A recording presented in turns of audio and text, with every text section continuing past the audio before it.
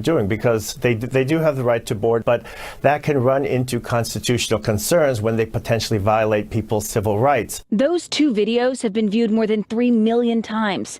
And now Senator Kirsten Gillibrand and 3 of her Democratic colleagues told Vox Media those kinds of videos are part of the reason they're sponsoring the Department of Homeland Security Accountability and Transparency Act. Quote, keeping our country safe cannot come at a cost to basic human rights. Congress has a responsibility to make sure our Border Patrol agencies are transparent and accountable, just like every law enforcement agency in our country should be. So what this bill would do is require all officers or agents enforcing U.S. immigration laws to collect data at every patrol stop or inspection. That data includes the basis for the stop, whether or not a search was conducted, an arrest was made, or force was used.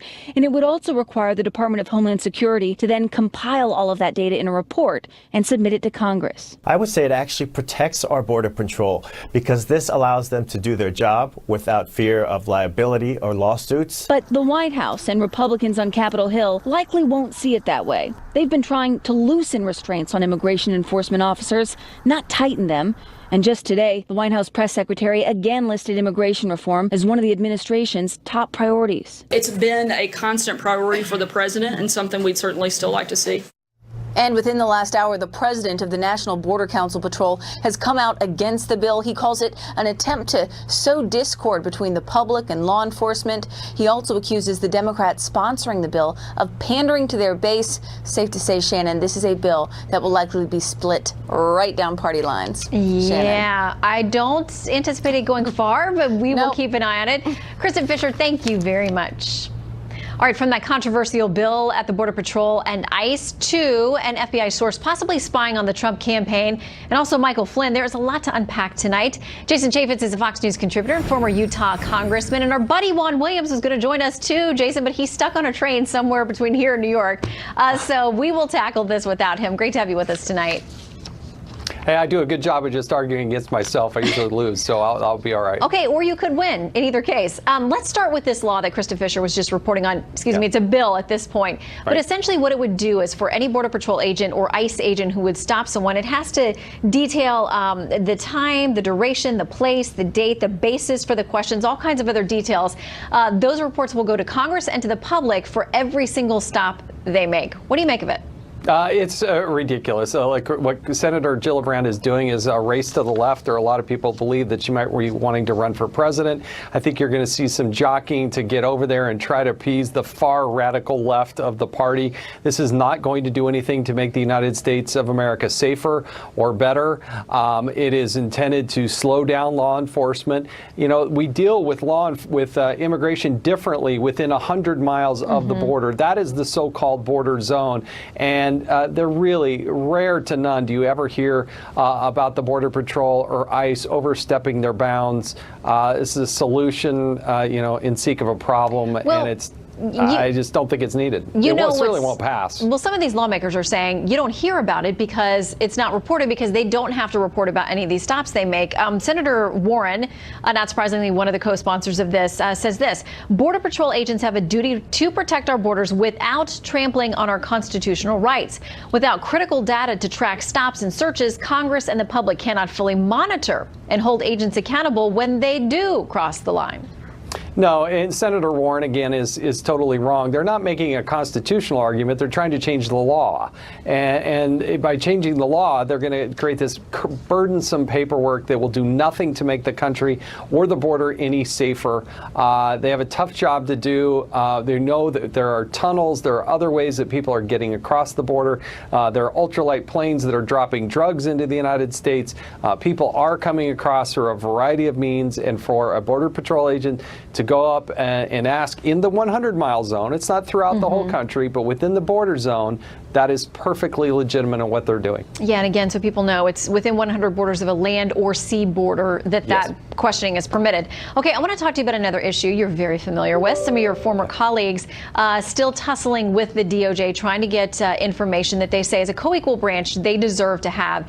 Part of it has to do with someone we're learning about through leaks to the Washington Post, is a U.S. citizen who's been a longtime intelligence asset and source for the CIA, for the FBI, and was also working to feed information relation to the Mueller investigation. Kimberly Strassel wrote a piece about this, very interesting, in the Wall Street Journal yesterday. Here's a bit of what she's saying about what we're learning and what it could mean. That term is important because when the FBI talks about a source, they talk about someone that's your average citizen that uses their credentials or their job as a way of spying for the agency. So we can take that to mean that this is somebody that was interacting with the Trump campaign in some way and reporting back to the FBI, which means the FBI was using human intelligence to spy on a presidential campaign. So to that identity and to some information also surrounding that person, sources have told our Catherine Herridge that this information was as critical as the Steele dossier, still unverified, in getting to some of those FISA warrants. Chairman Nunes and Gowdy worked with and met with DOJ officials yesterday trying to get their hands on it. Do you think they will? Well, they should. Whether or not they will, I don't know. But the Department of Justice is really fighting this hard. They're putting up a stiff arm. They're not complying with the subpoena. They're thwarting the efforts of 2 committee chairmen. And I don't think you've heard the end of this. Now, Chairman Gowdy tonight said that they had made progress and they're in a dialogue. But when you have a duly issued subpoena from Congress, they should turn over these documents. And the question is, Kim Strassel, who did a wonderful job reporting this in the Wall Street Journal, the question is about timing. And did they have this person injected into a political campaign reporting back to the Obama administration as to what was going on and not going, and the timing of all this and the intricacy of what was happening or not happening there is really perhaps one of the biggest stories this year about what's going on with that Mueller probe. Well, the DOJ says it is working with the chairman and looking forward to trying to get them the information in maybe a different way than they had, or format that they had asked for. So we'll continue to hear from both sides and see if they do make progress. We'll check on Juan and his progress on the train, too. But in the meantime, Jason Chaffetz, thank you so much for joining us. Thanks, Shannon. During a meeting with automakers, the president launched a fresh attack on NAFTA, calling it a horrible disaster for our country. Today, Canadian and Mexican officials ended a week of trade talks with senior American officials with no new NAFTA deal. With the pressure mounting, Speaker Ryan says he's going to need a new agreement.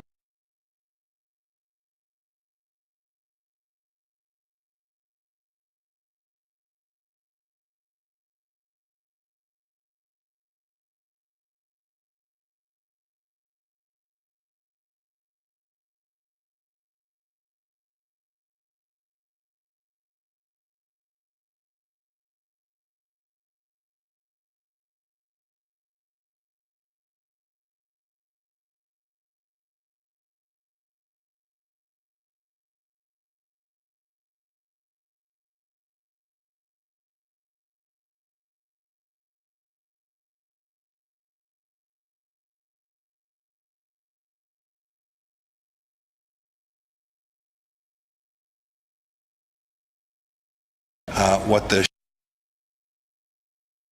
objectives are. Kinzinger of the House Foreign Affairs Committee. Up next, a new state bill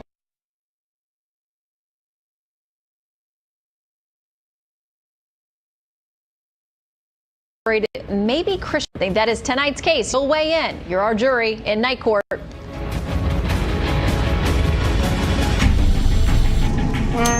Well, I told you they were.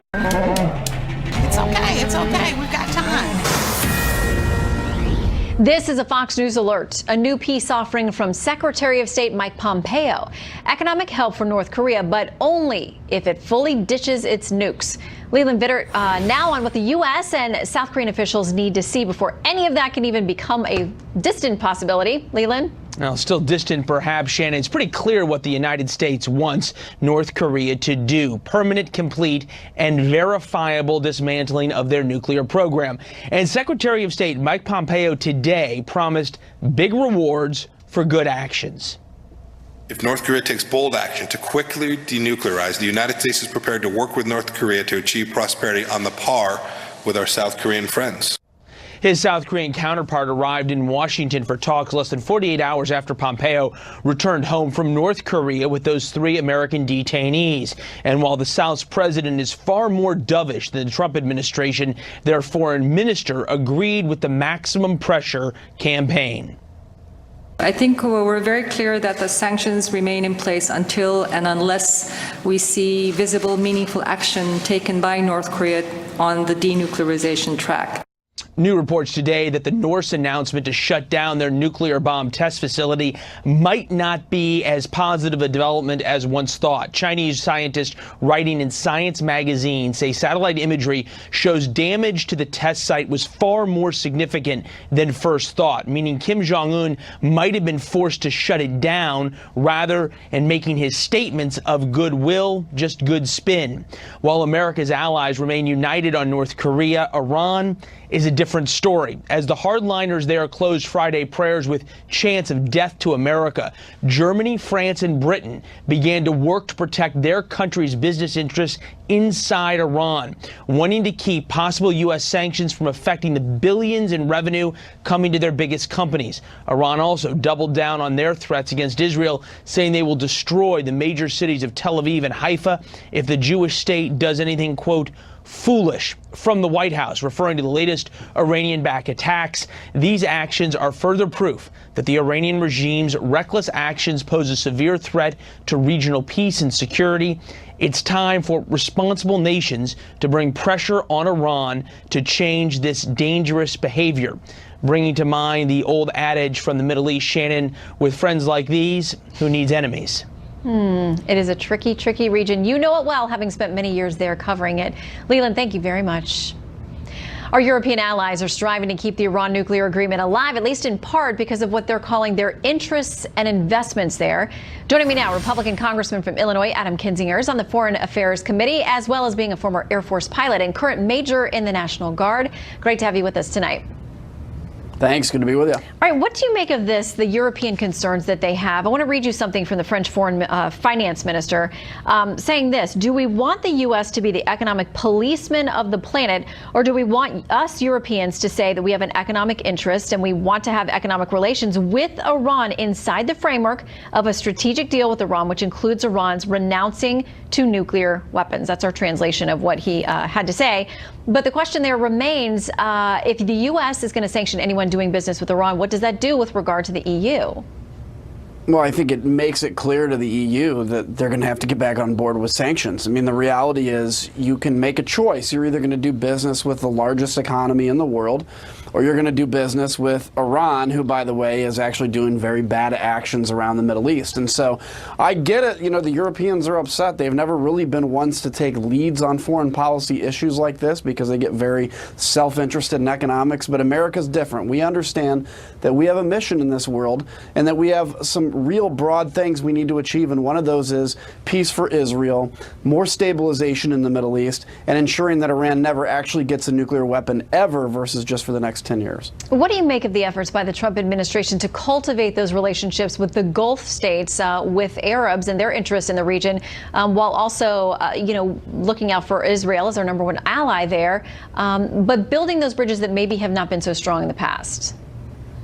Yeah, it's actually pretty amazing. I mean, there's still a little conflict with Qatar and their neighbors there, but if you look at this alignment of kind of Sunni interest, the Saudis with even Israel, and now how they're talking, and now they're actually flying between the countries because they understand that they have differences, of course, but their major differences are with Iran. And it's not because they just don't like the name Iran. It's not because they don't like the Iranian people. The Iranian people are great, but it's because the leadership is dead set on destabilization of the region and destroying any peace that exists there. And we've seen it with 150,000 rockets pointed at Israel. So this is something that everybody is kind of uniquely coming into alignment on to say it's time to confront these people who frankly call Israel little Satan and the United States great Satan. And for now, it looks like there's a bit of a cooling off there as both Iran and Israel and their leaders are saying they don't want this to escalate, but Israel being very clear they will not take any crossing of the red line when it comes to their existence and their safety there in the region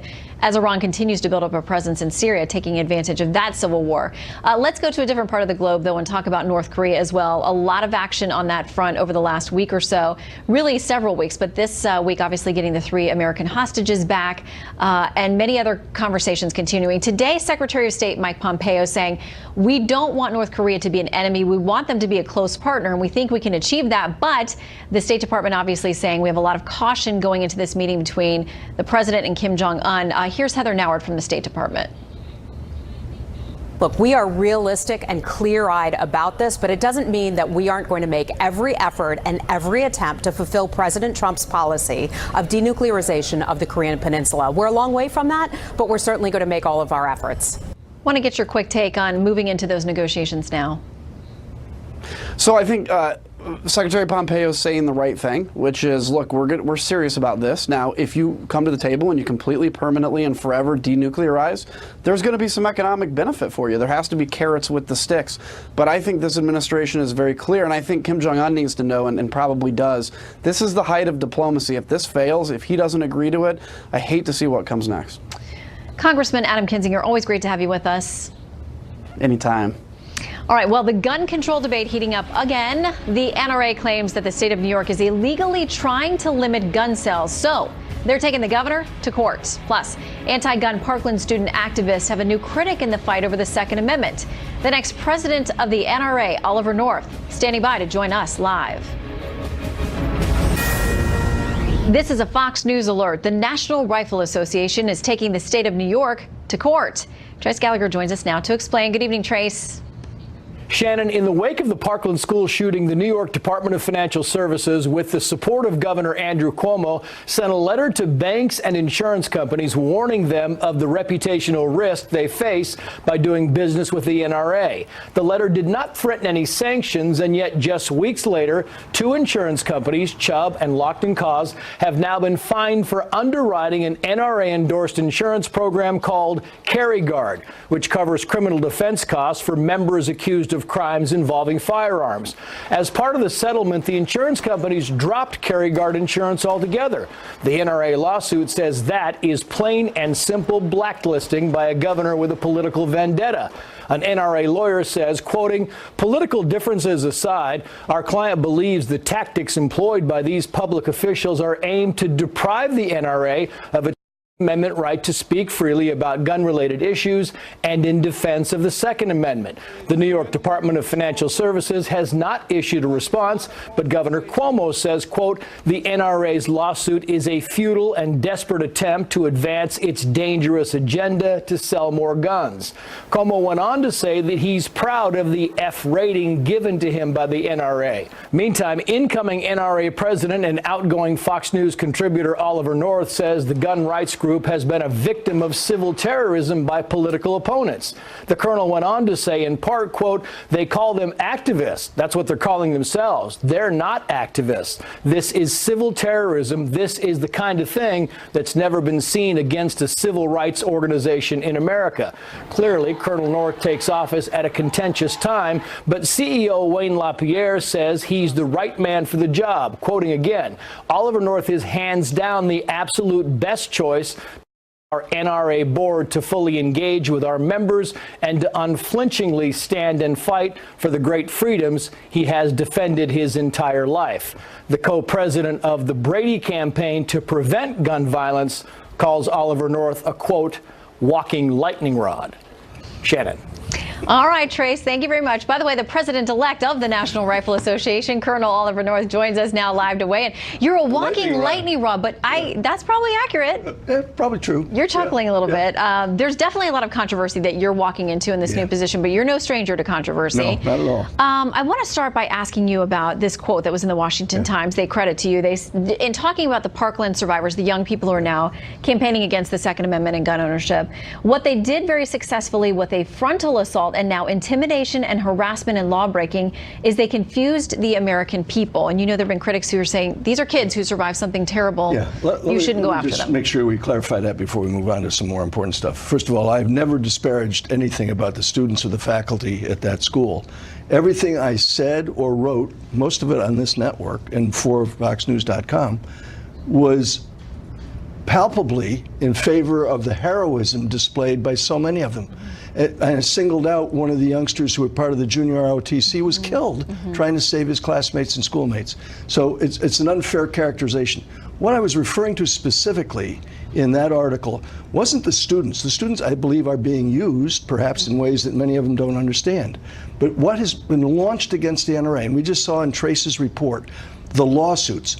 There is a a cyber attack, there is a direct harassment, there's threats, there's all kinds of things that have never been addressed to a civil rights organization, certainly not since the 1950s. And what's happening today is a BDS movement that's underway. The BDS, same as in Israel, boycott, divest, and sanction. And it's a very powerful movement. It's very well orchestrated. The way I look at it is the kinds of things that we used to do in our military. It's psychological warfare. It's aimed directly at the members of the board. It's aimed at members of the organization as a whole. And it's the propaganda that's just the tip of the iceberg. The rest of it is true. Look, you can't call in a false police report without breaking the law. They've done it. You can't go after people's personal bank accounts by hacking into them. It's against the law. You can't call people up in the middle of the night and threaten them. It's against the law. And they're getting away with that. The kids and you're not aren't saying doing the kids, right? No, You're saying that there are organized people behind this. This thing was organized very well in advance. Parkland was simply the next event that happened. It could have been anywhere. It could have been the event that happened in the school in California today. What they were waiting for is one of these events, and who's ever orchestrating it has done a really effective job at it, except that it hasn't had the intended consequences. The NRA today has nearly 6 million members. We've been around since 1871. It's late. 1871. Oldest civil rights organization in America. It's here to teach marksmanship, the safe handling of weapons. We run ranges and training all over the country for law enforcement, for military guys coming into the services. It's been done for literally since centuries. 1871. So, but I know that the estimates are there are more than 100 million Americans who own guns. So if you've only got 6 million in the NRA, I know your job is now to try to boost membership, but why do you think they've chosen not to associate with it? I don't know. In part, it may well be that they didn't have a guy like me. You know, look, we've had several Marines at the head of the NRA. I'm the third. The last one was Joe Foss, Medal of Honor recipient, and he's the guy who brought me into the NRA. And so he used his, this is a legendary figure. I'm certainly no Joe Foss, but I know Marines and I know soldiers and sailors and airmen. For 17 years, that's all I did for us here at Fox News. There are 23 million active duty, retired and reserve, and their families. And I know how to reach them. We did 100+ hours of war stories. And I'm going to go out and I'm going to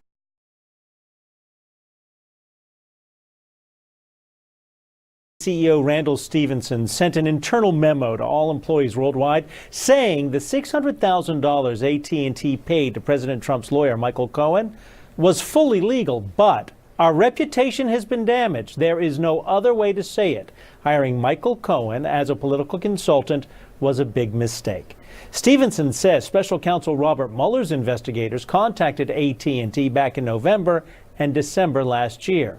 AT&T has cooperated fully and provided all information requested, according to Stephenson.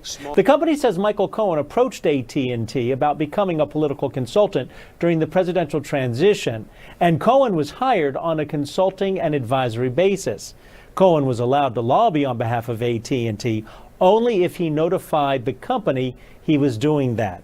White House Press Secretary Sarah Sanders was asked about AT&T's hiring Cohen and said this. This further proves that the president's not going to be influenced by special interest. This is actually the definition of draining the swamp, something the president talked about repeatedly during the campaign. AT&T CEO Stephenson says, our past association with Cohen was a serious misjudgment. In this instance, our Washington, D.C. team's vetting process clearly failed, and I take responsibility for that. But Stephenson will suffer no repercussions for that failure. Instead, AT&T's top lobbyist in Washington has retired, although sources tell the Wall Street Journal he was forced out. Shannon. Adam, thank you very much. Now to where in the world? A family of 7, including 4 children, was found dead with gunshot wounds today at a rural property in southwest Australia. Police say it could be the country's worst mass shooting in 22 years. Police are not commenting on the possibility of murder-suicide, but say they're not looking for a suspect. To Rio de Janeiro in Brazil, where police are recreating a murder scene in hopes of figuring out who killed a prominent lawmaker nearly 2 months ago. The late-night simulation included gunshots as well as witnesses who were at the scene when the killing actually happened. The murder led to demonstrations across Latin America, and police are now under great pressure to make an arrest. Well, yesterday was Mother's Day in Mexico, and mothers and relatives of missing people marked the holiday with a downtown Mexico City protest. According to official figures, an estimated 35,000 people have been reported missing by an eruption. He's ordering federal assistance for recovery efforts there. There are still fears the volcano will actually blow its top in the coming days, possibly hurling ash and boulders the size of refrigerators miles into the air. Volcano's been sputtering lava for a week, destroying 36 structures and forcing about 2,000 people to quickly evacuate. Well, California becoming the first state in the nation to mandate new homes be built with solar panels. Regulators say the new rules will make homes more affordable thanks to improved energy efficiency. But some homeowners not convinced. I like solar. I just don't like the state mandating it. That's all. I think solar is a great thing, but I think it should be up to the individual property owner to make that decision. This particular measure actually improves the cash flow position of the home buyer. Well, what do experts think? James Bushnell, director of the Energy Economics Program at the University of California, Davis, says, quote, not only is residential rooftop solar not the obvious best option for green electricity, there is evidence that it is among the most expensive. Overall savings to customers don't exist. Time now for Night Court. On the docket tonight, a proposed bill in California to ban offering or advertising or practicing so-called gay conversion therapy. Critics say the language in the bill is so broad they fear it could actually ban the sale of the Bible. All right, let's break it down with our legal eagles. Elizabeth Wydra, president of the Constitutional Accountability Center, arguing in favor of the bill, and Eric Guster, a civil and criminal trial attorney, arguing against the bill. Welcome, legal eagles. Great to have you both. Great to be here. Great to be here. Okay, so the California bill says this. California has a compelling interest in protecting consumers from false and deceptive practices that claim to change sexual orientation and in protecting consumers against exposure to serious harm caused by sexual orientation change efforts. Eric, a lot of folks think that that is a potential imposition on freedom of speech or freedom of religion for people where this is an issue linked to their faith. And a lot of people feel that way because a lot of people feel that the Bible teaches against homosexuality. And they feel that the bill that says any type of good or service that is related to conversion therapy or speaks against that is going to be banned, and they believe it's going to ban the Bible. That's their argument. I'm not quite sure they're accurate on that because that's a little far-fetched because the bill is very broad with the wording, which we know in the law, when you have very broad wording, there are a lot of interpretations, which is why so many cases are appealed, because people need very direct language to see what is banned, what is allowed, and what is not. Well, LA Times, the editorial board said that they're worried that the law may be a little bit confusing, maybe a little bit too vague. They say this: it's possible that the critics of this bill are being alarmist, but the language of the legislation is ambiguous enough to justify at least some of their concerns. The Senate can allay them by amending the bill to make it clear that it can't be used against books or religious preaching or counseling about sexuality. Elizabeth, what do you make of that? I mean, is it worthwhile to you that the legislature would maybe clarify this a bit? Because you know how the courts are when they have something vague in front of them. It raises problems. Yeah, you know, the drafter of this bill and its sponsor has said this does not apply to books. It certainly doesn't apply to the Bible. This is really about a consumer protection action that's being taken by the state of California to say that this harmful and indeed to many people offensive practice of so-called conversion therapy is something that is harmful. It's, in the opinion of the California legislators, fraudulent, and so they're banning it in the commercial sphere. It does not prohibit people in their churches, around their dinner table, at the coffee shop from saying that they don't, that they believe that gay or lesbian individuals could be converted to not be those innate traits, which I believe are innate and are deserving of dignity and equality, just like the rest of us. But it doesn't prohibit people from speaking out against homosexuality, frankly. And so what it does do is, in the commercial sphere, provide consumer protection against something that the psychiatric establishment, medical establishment has said is harmful to these gay and lesbian individuals. I want to get you both quickly to react, and Eric, I'll start with you. Do you think this is going to provoke lawsuits? Because I know someone earlier this week who runs ministries, religious groups in various states, and they say they actually pulled out of California because they were scared that they were going to get in trouble because of this bill. Eric, do you see a lawsuit coming if it passes? Absolutely, and lawsuits are very prevalent, especially in the areas of sexuality, whether someone is pro or against people who are homosexual. And those people who are bankrolling these types of cases, they really want to get their point across. So in California, it's a very litigious state. People love filing lawsuits in California, and they have the population to support it. So I definitely see it. What do you think, Elizabeth? Well, as a native Californian, you know, I can't speak to our litigiousness, but I am proud that the state is leading the way in protecting the equality and dignity of gay and lesbian Californians. And they should be protected. Yeah, and I think this branches off to a different conversation about those therapy issues. So we'll see. We'll watch to see if the legislature changes it, amends it. And thank you to our legal eagles for weighing in on Night Court tonight. Great to have you. Great to be here. Thank you. All right, National Police Week is next week, and a Florida police officer is being hailed ahead of that as a hero for saving a 3-month-old baby's life. The baby's mother flagged down Marion County Sheriff's Deputy Jeremy Nix after her son stopped breathing. You can see this video is amazing. Nix can be seen trying to perform CPR on just that little boy, the youngster there, the infant Kingston, before he decided he could not wait for an ambulance. So Nix grabbed the baby, jumped back in the cruiser, headed to the ER straight there, speeding along. Doctors were able to save Kingston, and he is expected to make a full recovery. Great news there for mom and baby and that officer too. Well, most watched, most trusted.